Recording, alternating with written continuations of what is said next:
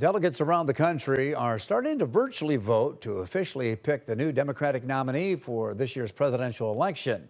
President Joe Biden endorsed Vice President Kamala Harris as she raised over $81 million within the first 24 hours of her campaign. And now the next question is, who would she pick as her running mate? KELOLAND's Julia Lynn takes a look at the possibility that a VP pick could come from Minnesota.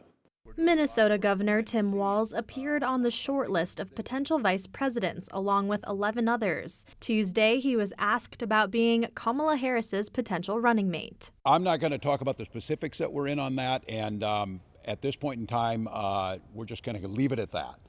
Although Harris hasn't officially been chosen as the Democratic presidential nominee, a state senator from Minnesota says they can't see anyone else being on the ticket. As a delegate, as a member of the Minnesota State Senate, I have not heard a single other name to compete with Vice President Harris for the nomination since it was announced that President Biden was going to leave the ticket. So I suppose anything's possible.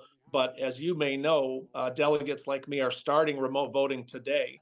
Senator Nick Friends, who represents North Mankato in southern Minnesota, says with Walz's name floating around, people outside of the state are starting to take a closer look. I think the interesting thing now is the people in the Mankato region, in southern Minnesota, in the Midwest, are getting a chance to see how everyone else in the nation looks at Governor Tim Walz and where he might fit in. And the idea that some think he might fit in helping the president in the White House. Walz is now serving his second term as governor after being reelected in 2022. He also serves as the chair of the Democratic Governors Association.